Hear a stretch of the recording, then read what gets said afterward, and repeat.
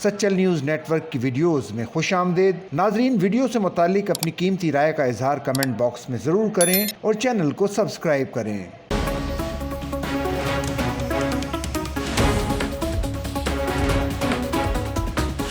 कराची के बाद सिंध के दीगर बड़े शहरों में भी इलेक्ट्रिक बस सर्विस शुरू करने के लिए हुकूमत सिंध ने कोशिशें तेज़ कर दी।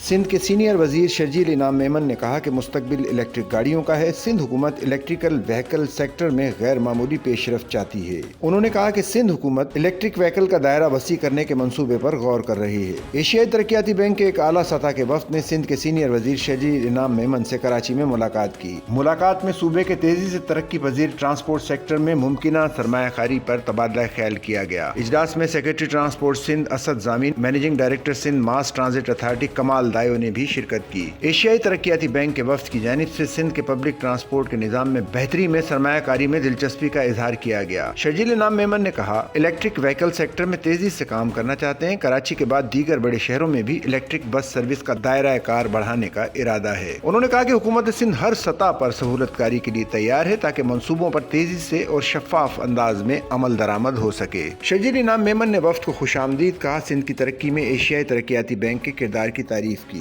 उन्होंने कहा कि एशियाई तरक्याती बैंक की जानिब से सिंध के ट्रांसपोर्ट सेक्टर में दिलचस्पी को खुशाइन समझते हैं। हमारी हुकूमत पब्लिक ट्रांसपोर्ट में इनकलाबी तब्दीली के लिए पुरअज़्म है। पायदार ट्रांसपोर्ट हमारी तरजीहात में सर फहरिस्त है। उन्होंने कहा कि हम पहले ही पाकिस्तान की पहली इलेक्ट्रिक बस सर्विस शुरू कर चुके हैं, जिससे अवाम की तरफ से भरपूर पजीराई मिली है। उन्होंने कहा कि सिंध के अवाम को जदीद, सस्ती और माहौल दोस्त सफरी सहूलियात दे रहे हैं। एशियाई तरक्याती बैंक की मावनत से हम अपने मंसूबों की रफ्तार में तेजी ला सकते हैं।